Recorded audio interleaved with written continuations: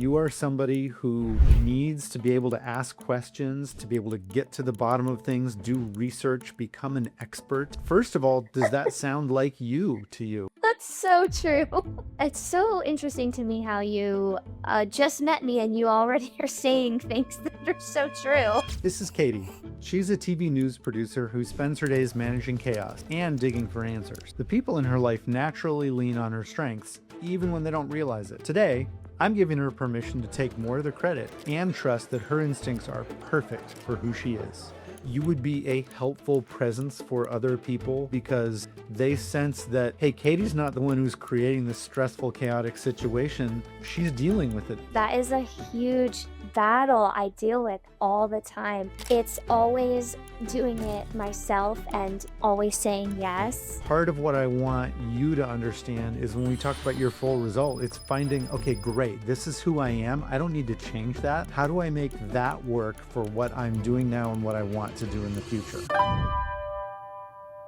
Where I'll start is you're at what we would call an answer authority. You are somebody who needs to be able to ask questions, to be able to get to the bottom of things, do research, become an expert.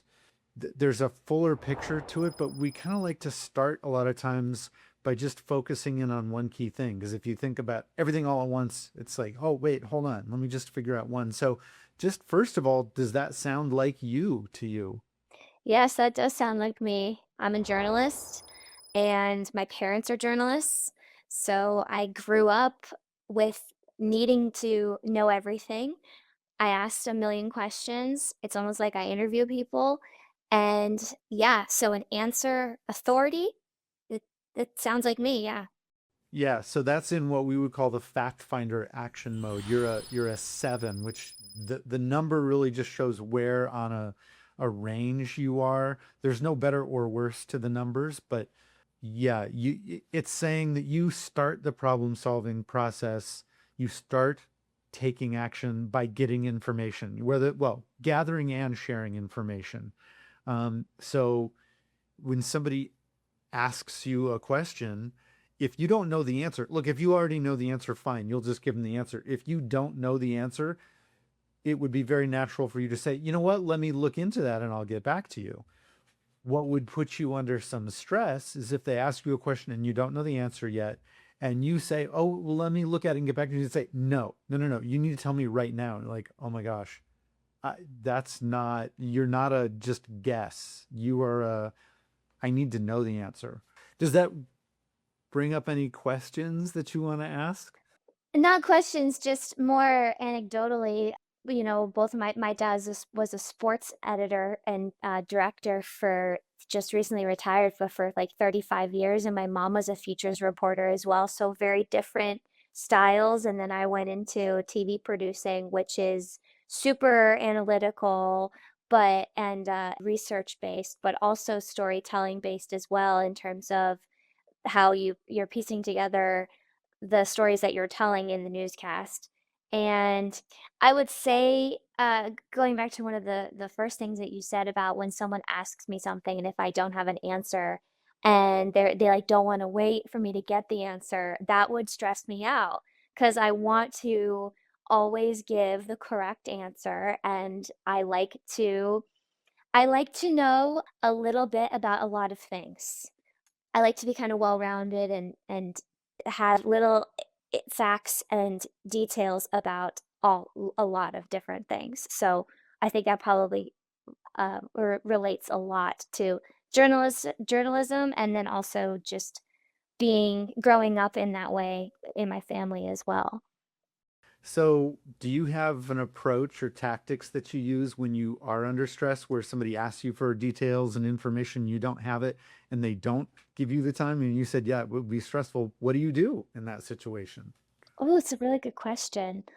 I Or do you might try to avoid that situation by always being uber prepared? I might like kind of get them involved with me on looking up the piece of information, because one of the big things about day-to-day interactions and people who aren't in my line of work, there are so many different sources, and I like to be kind of a conduit and be like, did you know that there's this local source? And oh, this is a perfect YouTube page to get all of that kind of information. And so I think I would probably like want to take them with me on like let's just do this together. Why not? Rather than, well, it's not off the top of my head, so that's it. Millions of people have discovered their natural way of taking action. What's yours? Go to Kolbe.com and take the Kolbe A Index to find out. Well, let's talk about other parts of who you are, because this is just one of 4 action modes or 4 parts of your cognitive self or Kolbe results that we look at. So the other 3 are follow through, quick start, and implementer. And so the numbers of those are 6 in follow through, 5 in quick start, and 3 in implementer. But let me tell a little more about what each of those mean rather than just the numbers. So the follow through with your 6, so the numbers go from 1 to 10. So 6 is you're toward the end of the spectrum, but only a little bit, that has to do with being systematic and structured and organized. So you don't start action taking or problem solving by putting everything into a structure and coming up with a plan and a process and a system, but you also don't push back on that.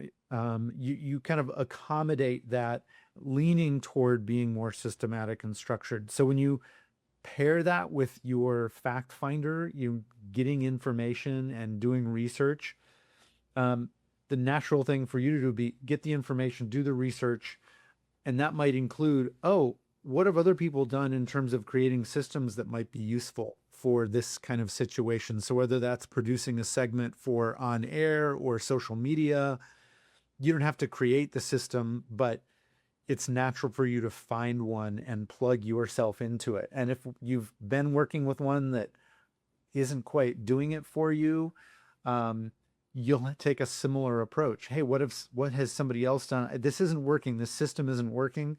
But rather than just abandoning it and not having any system, you'll find something else that can be a substitute. In what I know can be a chaotic environment in a TV situation,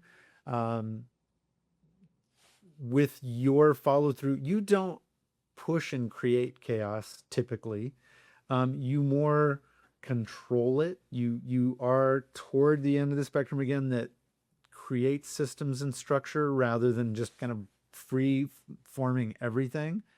So I think that helps you accommodate some of the unstructured times that can happen in a newsroom. So some of it's the unstructured, not so systematic, but then let's also talk about this quick start part of you.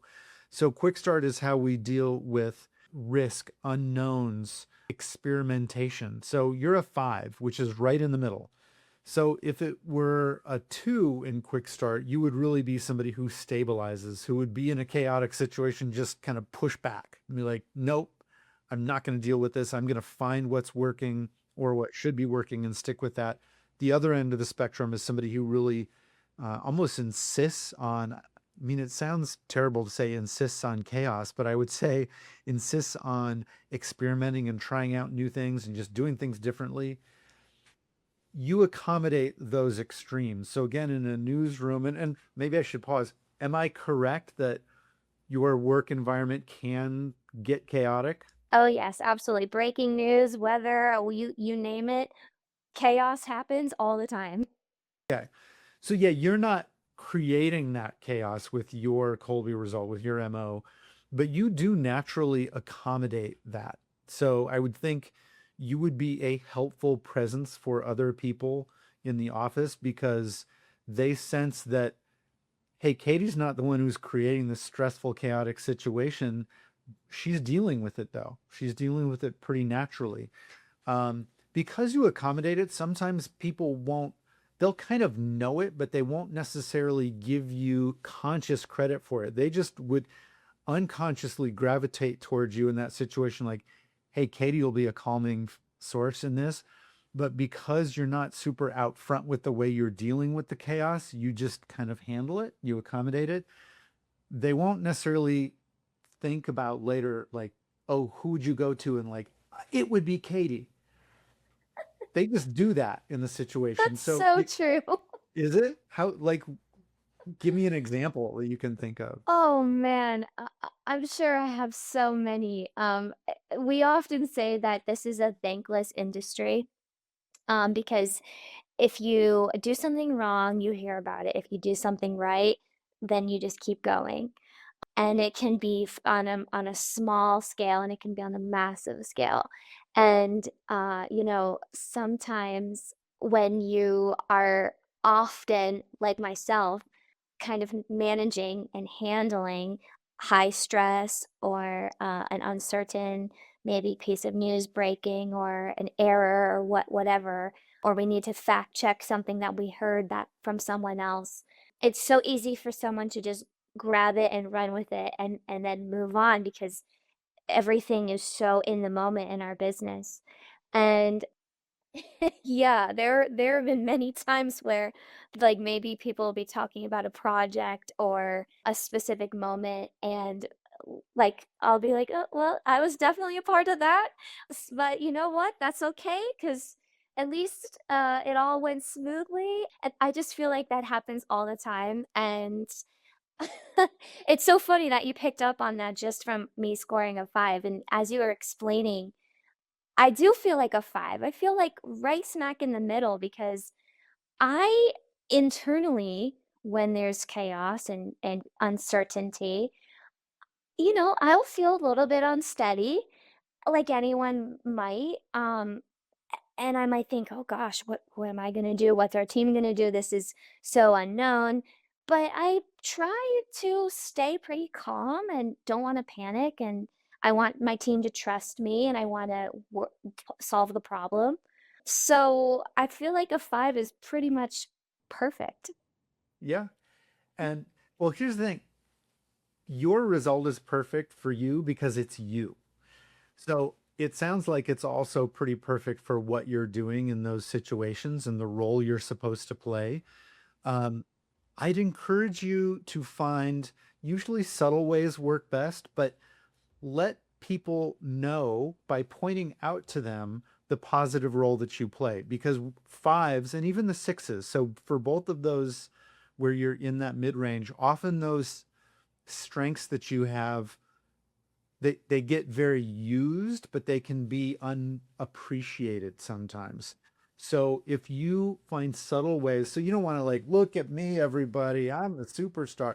But if you can just point out to somebody like, oh my gosh, sometimes it's after the fact. That was crazy yesterday, and I'm so glad I was able to help keep things kind of going smoothly without it spinning out of control. And I make that distinction because with your really great skill and talent for being that information gathering person, a lot of times you already have the information necessary and you're so quick with it.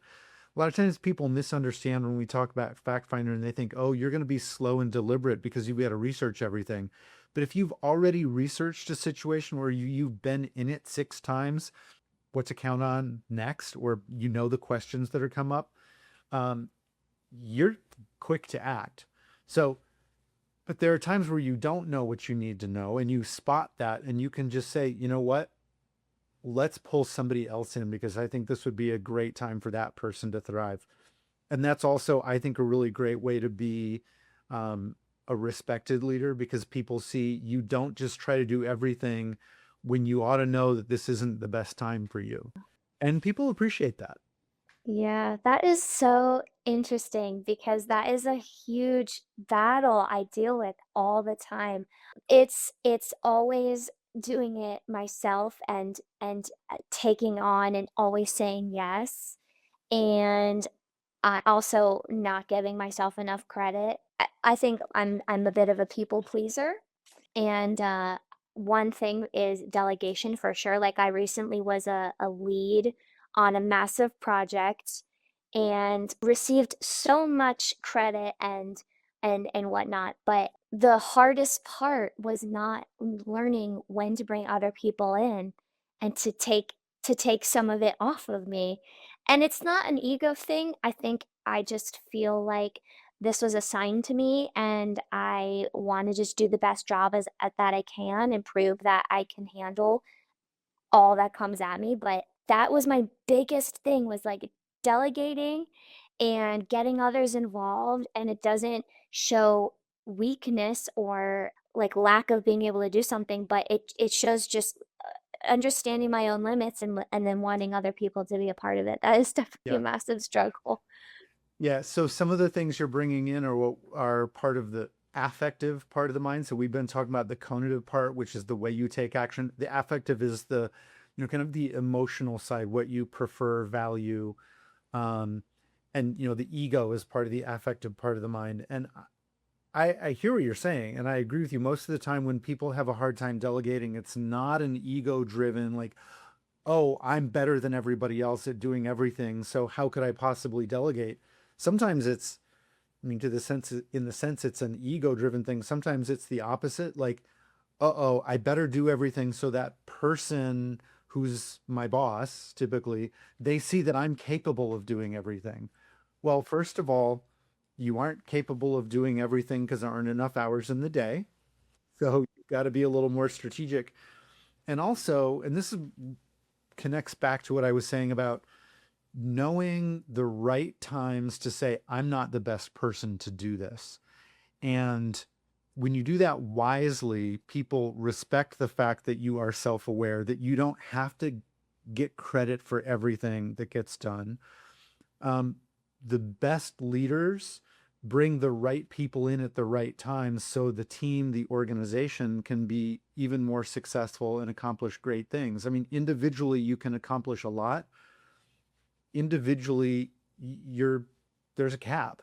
There's a ceiling on how much you can do, mostly because of that number of hours of the day, but also, you know, even the most brilliant people in the world aren't brilliant about everything. And they need to bring other smart people in who just know things they don't know. And then also cognitively. And that's where, where we come in is you need people who complement your cognitive strengths because there are times, let's say with your, like the quick start. So we were talking about driving, kind of risk taking, experimenting unknowns, or in the more negative sense, driving chaos, because it can turn into that. Although you accommodate, you can certainly do that when you need to, because your cognitive strengths aren't about what you can or can't do. You don't typically do that. So when you see a situation that, oh my gosh, this really does call for somebody who's going to just have those crazy, we've never tried them ideas and just jump right on that, you should bring that person in. And then you will get credit for being a team player, and the outcome will be better for everybody because you were so smart and self-aware and not so ego driven that you were able to let that happen. So yeah, well, I'm glad, and you're already sensing it. So honestly, you're way ahead of most people who don't. I would say that to them, they'd be like, I don't know what you're talking about because I've never seen that play out. So kudos to you for knowing that that's happening. My boss has also hinted at it as well because she's been choosing me for some specific leadership positions recently to see how I handle them, but definitely because it relates to my personal life too, uh, delegating and bringing other people in for other personal related things. It's also something that I need to work on. So tell me about the personal stuff that you're thinking of, it, to the extent you want to share. Yeah, I mean it's like for instance, we just bought a house in January and there's a lot of house projects to do and we have a list and we try to divvy up the list. And just because, something's kind of on my side of the list doesn't mean I have to know everything and make all of the right decisions. I can consult a friend, I can consult my dad, I can consult, chat GPT or whatever. But for some reason my instinct is I'm just gonna try this and solve it all on my own. It's a broad example, but it's a real Yeah. one. No, that's a perfect example. And it's reminding me that we didn't cover the third or the fourth, sorry, action mode, which is implementer, which is the way we deal with physical, tangible, like literally hands-on things that we need to deal with. So Your strength in Implementer is you envision, you imagine solutions, you see them in your mind's eye rather than physically constructing them. So if you're talking about projects around the house, you shouldn't have the list that is the stuff that needs to be physically built and constructed and created. Again, this isn't a can or can't. I'm sure you can build things, hammer and nail and screwdriver and all that kind of stuff, but that's not as natural for you. It's interesting when you describe your approach to the things that are on the household kind of to do or project list. The first thing you talk about is doing the research on all of them. It's looking them up. It's going to your dad or Chat GPT or YouTube videos or whatever. Yeah, because that's your fact finder. The way you deal with those things is okay, before we actually do anything, what do I need to know to tackle this? So one suggestion that I have for you, and it's you and your husband, right? So for you and your husband, divide the list up smartly. So divide it up based on, and I don't know his Kolbe results, so I can't say, oh, he should do all of the hands-on building constructing. Um, because what he might be a 3 in fact finder as well. In which case, what I would say is find somebody you can hire to do those to the extent you can afford it. Now, sometimes it's just, oh my gosh, we just need to do these things and we don't have the money to hire an XYZ person. But a lot of times you can.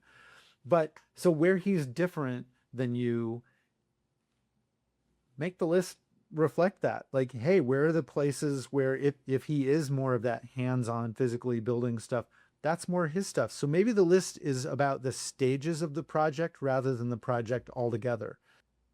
Once you understand it about each other, like if you are exactly the same or different, it almost doesn't matter. What he needs to understand about you is when you pepper him with questions and want more information and detail, it's not because you don't trust him or you think he's dumb. It's because you just need the information.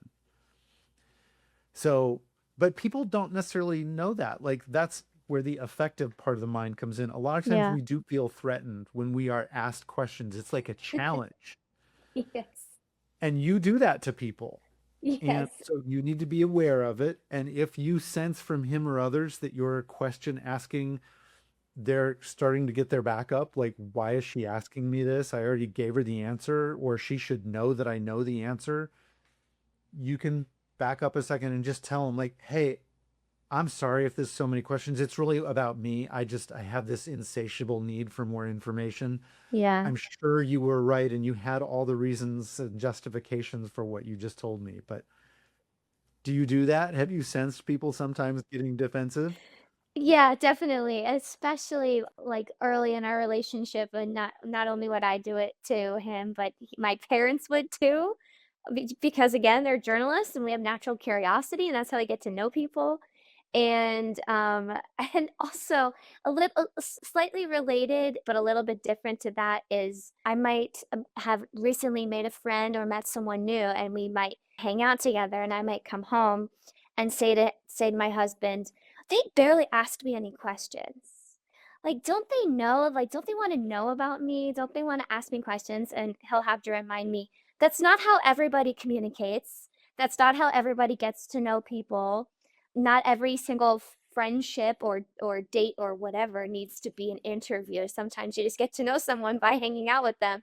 And I'll be like, oh yeah, that's so true. One thing that I was curious is how now that I know more about my instincts, what are there certain like people that I should kind of avoid at work or a particular kind of task that I should maybe think about how I might react to it based off of my results? Yeah. So let's take the people side first. No, I wouldn't in general say, gosh, there are people to avoid. I think it's knowing when to work with people. So the people who are more like you, if you sense that they have a very similar Colby result to yours, that's a good mentor for you. It's somebody to learn from. It's somebody to work with in that sense, like maybe as an understudy if you're earlier, or maybe you're the mentor for that person. So you don't need to avoid them, but you don't necessarily want to work with them all the time because then you might duplicate efforts and not get as far on a project. So if it's two of you who are exactly the same, and it's only the two of you on a project, then you're going to have bigger gaps. So then let's talk about the people who are very different from you. So sometimes they can be the most frustrating to work with because they have such a different approach. And that can be stressful. So it's learning to manage that. And it's important to learn to manage it because a lot of times those are the people you need to work with the most. So let's take where you can have kind of the biggest difference. It's really two areas for you. It's in with your fact finder. It would be somebody who they push back on you when you ask them questions. They're like, no, no, no, no, Katie, forget about it. Like, this is what I told you we're going to do. We're going to do this.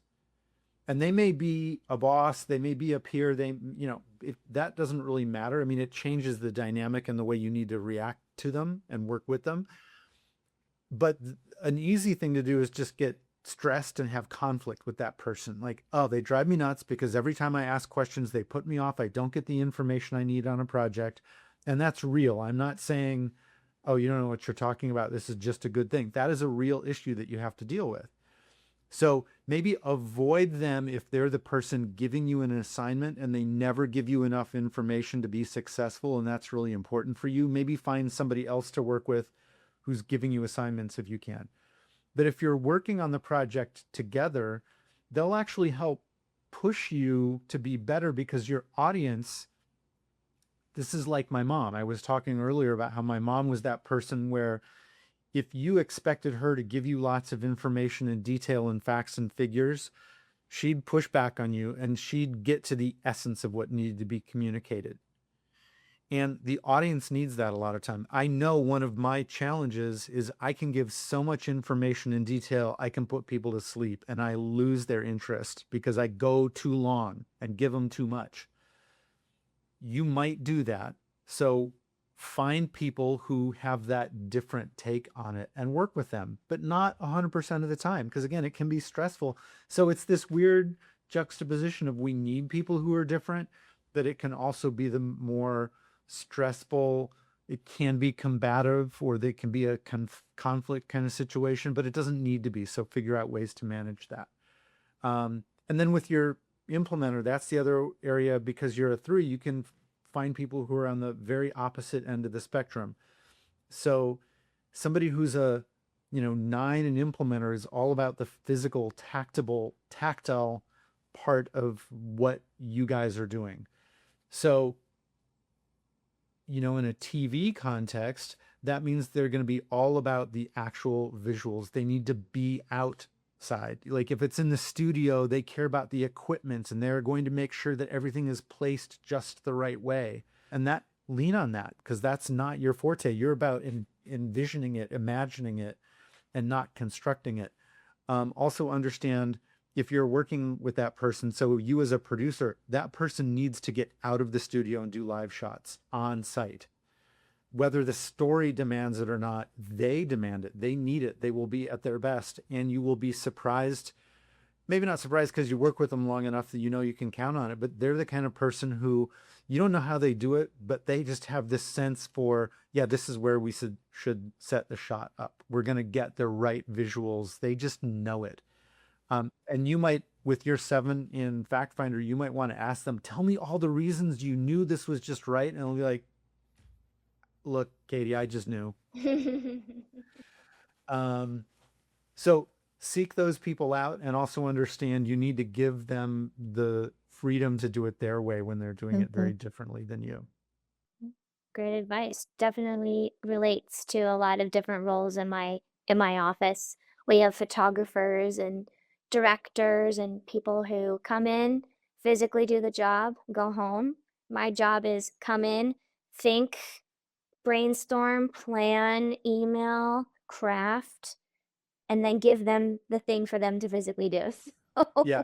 Well, that's good. That sounds like the right role for you. I Yeah, love that. definitely. Yep. And I also even just recently took on a new role too. I was this planning producer. That was my title, literally planning producer, planning every segment, who we're talking to, when it's going to be, how long it's going to be. And I recently took on a new role that is less that, a little bit more of the nitty-gritty. A little it's all about streaming and less of the traditional cable broadcast and more about streaming platforms on digital. And it's way more of a traditional producer in the analytical and the lines and the timing rather than the planning. So it's a new muscle that I'm learning to flex again because I used to do it a lot like 6 years ago. But I kind of am able to use what I learned as a planner and implement it in the new role too. I love that. That's great. What other questions or what have you thought of since we've been talking? I just it's so interesting to me how you just met me and you already are saying things that are so true. It seems like magic sometimes. It's a little weird, but if you think about it, yes, I just met you, but we asked a bunch of really good questions. I mean, that's what the Colby Index is all about. It's knowing questions to ask that get at these who are you when you're free to be yourself in terms of the way you take action. So, really, you told me so much about yourself. We just learned the right questions to ask and how to interpret that so that we can give you back the insight. So you've had these things, it's just you didn't know what they were called or how to tap into them. And so it's kind of fun for me because, yeah, we get this reaction a lot like, oh my gosh, you just met me and you know all this stuff. It's weird, but it's because you took the time. Yeah, that's true. Yeah, it was very interesting, and when you get the results back at first, it takes a second to kind of digest it because it's very to the point and everything has a definition. But being able to talk through it with you is more helpful because it's a little more anecdotal and gives you get actual examples and ways that I can take it and then implement it. Like when I go to work tomorrow, I'll probably try to talk to someone who's a little bit different than me. Oh, good. I love that. So, Katie, I love that. Thanks again for taking all the time to be with us and for answering the questions that we asked you that helped me know what to talk to you about. Um, what are a couple of things that you can see yourself doing with this, whether it's tomorrow or it's a week from now? What are things that it sparked in your mind? I think it's given me some more insight into the kind of person that I am, both in and out of the office. And it was surprising in some ways, and it was also like reaffirming in other ways of I know how my brain works, and yeah, there's a reason why my brain works that way, and there's a reason why I'm in the role that I'm in. I think as I progress in my career, because I am trying to progress, I just got a promotion, but I'm always thinking about the next step.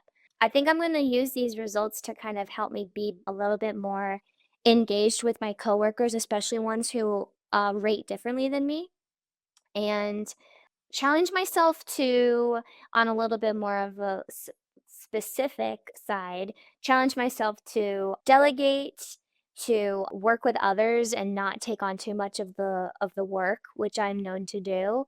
And yeah, I think probably, divvy up my job in a way that I know I work really well with other people in terms of envisioning and being more physically involved, if that makes sense. So I think it was very insightful and I'm gonna work hard. It's gonna be hard for me to pat myself on the back, but I am gonna challenge myself to do that. Good. I'm glad you will, because it's really about, I mean, yeah, it is. The patting yourself on the back is important for everybody, to give yourself credit for the things that you do really well. There's almost an epidemic of imposter syndrome, which goes by different names. I mean, that's the most common name, but it's also sometimes people just feeling like, oh, I've done well, but I don't really know why, so I'm not so sure I can repeat the successes, or maybe I don't deserve as much credit as other people have given me. And sometimes that's an affective thing. Like some people just feel like sometimes they've been taught like you shouldn't take too much credit for things. You should be selfless, or to be a team player means deferring to other people. So that sometimes it's that stuff. But what from a cognitive perspective, what I see sometimes is people because they don't know where it came from necessarily. Like we've been talking about, look, this is who you are. These are your strengths. When you have the freedom to ask questions and to accommodate systems and structure and experimentation versus, being a stabilizer, when you get to do all that stuff, you're going to win again and again and again. And it's not a fluke. It's not, oh, you got lucky one time, but you can't repeat it. It's like, no, that's who you are. And the times when you maybe don't have that freedom and you're just grinding it out, look, I'm not encouraging you to put yourself in that situation over and over again. I want you to have the freedom to use the strengths that are best suited for you to be successful. But I'll also say that you talked about the muscle memory, or learning, the getting your muscles strong, learning new stuff. There are times when, okay, this isn't a great fit for me, but I'm grinding it out. I'm doing the hard work. And you can also pat yourself on the back for, I know that wasn't necessarily the easiest thing for me, but I did it. I persevered through it. I don't want you to, again, put yourself in that situation all the time, because it's unnecessarily hard and it's not what's going to make you truly operate at your peak levels. But you should pat yourself on the back for, I got through that and I did a really good job, even though it was harder for me than maybe it needed to be, or it's harder for me than it was for other people. So I see patterns in the way people come to this imposter syndrome thing from a cognitive standpoint. Sometimes it's, I see everybody else having success in a way that's not natural for me. So I think I should be like them, but I'm not. They kind of, you have this inherent sense of, I'm different, so I'm not ever going to be as successful as them. And so whatever I've achieved, it's not really nonsense. That's where I was talking about. There are different ways to be a great journalist. So find the path that works for you. Another way is, well, I did it my way, but I don't know that I can do it that way again. Sometimes because other people are telling me, why that seemed too easy for you. Like it wasn't hard. So I didn't see the hard work. So you think, well, it wasn't hard enough for me. So clearly I just got lucky. No, no, no. You were in a situation that you were able to thrive in. That's why it was easy. That's actually the easiest one to do sustainably, because you can do it over and over again. And again, that's that patting on the back for, good for you for setting yourself up for success. Now do it again. And if other people think, oh my gosh, that's too easy and Katie's not, don't worry. They'll figure it out that, yeah, you just keep winning over and over and over again. It's great advice. I am super excited for you to go back to work tomorrow and kill it. Thank you. Yeah, that was perfect advice. Great. Well, thanks again for being here. It's been really fun.